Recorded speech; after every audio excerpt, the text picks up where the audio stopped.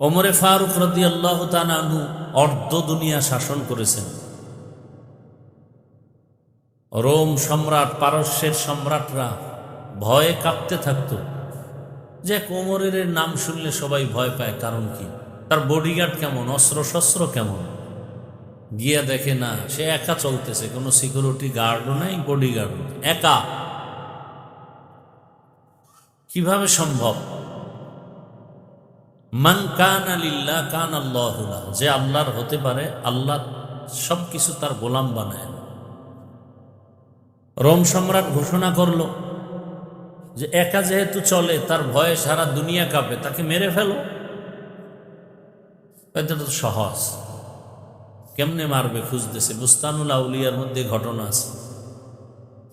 তো শত্রুপক্ষ অপেক্ষায় আছে কখন তাকে একা নিরিবিলি পাওয়া যায়।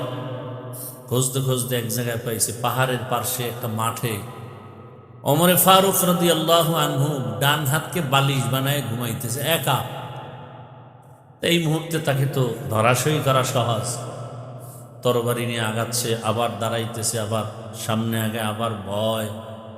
কাছাকাছি যাওয়ার পরে দেখে যে হযরত ওমর একা ঘুমায় না, জঙ্গলের একটা বাঘ তাকে পাহারা দিতেছে।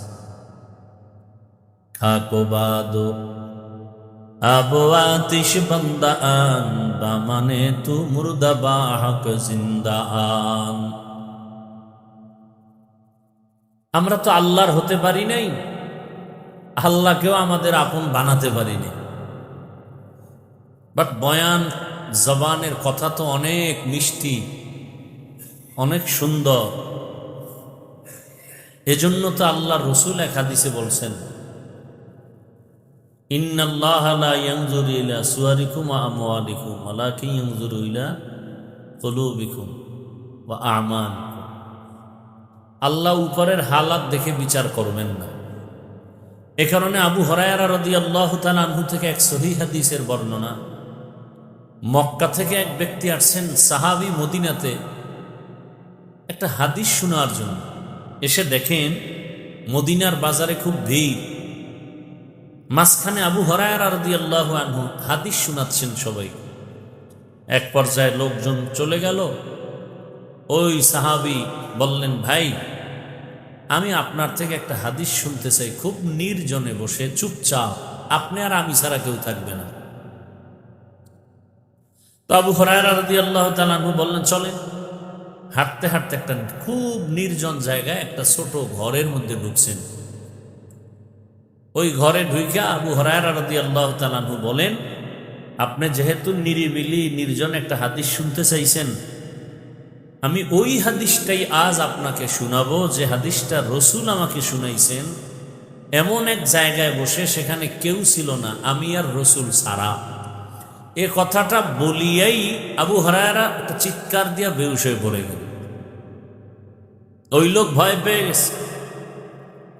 কিছুক্ষণ পর হুঁশে আসছে।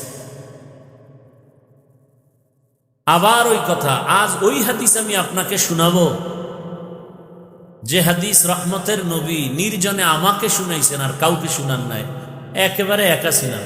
এ বইলা আবার একটা চিৎকার দিয়ে বেহুশ হয়ে পড়ে গেছে। এইভাবে 3 বার হয়েছে ঘটনা। হাদিস শুনায় নাই, শুধু কাইফিয়াতটা বলতেছেন। এর মধ্যে চিৎকার দিয়া বেহুশ হয়ে পড়ে গেলেন 3 বার। এর নাম ওয়াজ। আমরা সমালোচনা করি, আল্লাহ ওয়ালাদের কথা শুনলে মানুষের চিৎকার আসে কেন? আবু যর গিফারির ইতিহাস পড়েন রাদিয়াল্লাহু আনহু। বাইতুল্লাহ হারামাইন শরীফাইনে ইমাম সাহেবরা তেলাওয়াত করেন আর অঝোর ধারায় কান্না করেন, মুসল্লিরাও কাঁদতেছে। তেলাওয়াত শুনে যদি এই পরিমাণ হালাত হয়, আর সেই আয়াতের উপরে যদি অল টাইম গবেষণা চলে, আবার ওই ধ্যান ও মুরাকাবা চলে, সে তো বুক ফেটে মরে যাওয়ার কথা। আল্লাহ বলেন, মুমিনেরা তোমরা আমি আল্লাহকে ভয় করো বা তাকওয়া অর্জন করো, এবং সত্যবাদী আল্লাহর প্রিয় বান্দা যারা, এদের বন্ধু হয়ে থাকো। নবীজি বলেন, আল বারাকাতু মা আকাবিরিকুম, তোমাদের জন্য বরকত নিহিত তোমাদের আকাবির যারা মুরব্বী যারা এদের ভেতরে।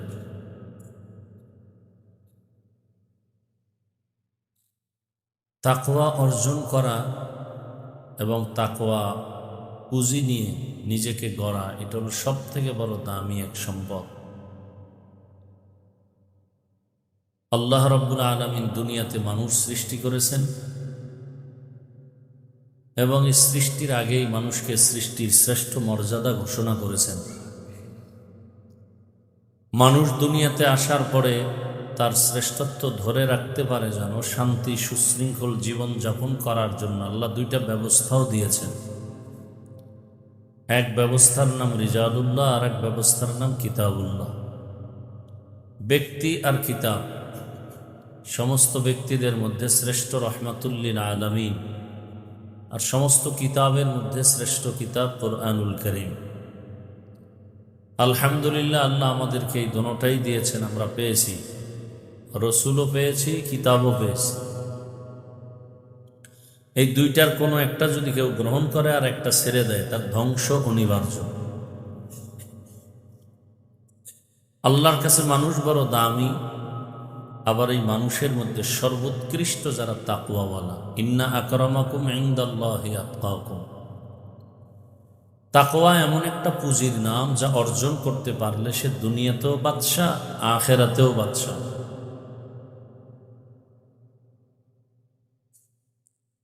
এই তাকওয়া ঘুমের থেকে অর্জন করা যায় না, জন্মসূত্রেও অর্জন করা যায় না।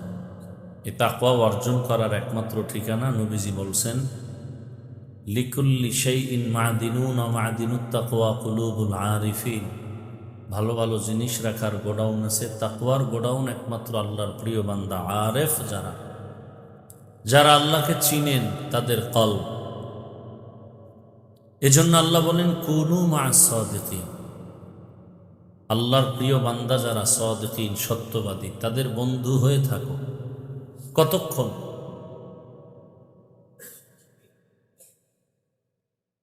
এই আয়াতের ব্যাখ্যায় উলামায়ে কেরাম, মুফাসসিরিনে কেরাম লিখেছেন, খালিতুহুম লিতাকুনু মিসলাহুম। আল্লাহ ওয়ালা যারা, আহলুল্লাহ যারা, এদের সাথে এই পরিমাণ তোমরা মিলে থাকো, মিশে থাকো যে তাদের রঙে রঙিন হতে পারো। হাকিমুল উম্মাত মুজাদ্দিদুল মিল্লাত শাহ আশরাফ আলী থানভী রহমতুল্লাহ আলাই, তার একজন খলিফা মজজুব আজিজুল হাসান রহমতুল্লাহ আলাই একসাথে চলতেছেন। পেছন দিক থেকে তাকাইলে মনে হয় কে থানভী আর কে আজিজুল হাসান তার খলিফা, এটা পার্থক্য করা যায় না। লেবাস, পোশাক, টুপি, দাড়ি এমনভাবে আল্লাহর প্রিয় বান্দাদের রঙে রঙিন হয়েছে। আল্লাহ বারবার বারবার এই তাকওয়া অর্জনের কথা বলতেছেন। তাকওয়া ছাড়া কোনো মানুষ তার জীবনকে সফল করার কোনো পথ নেই।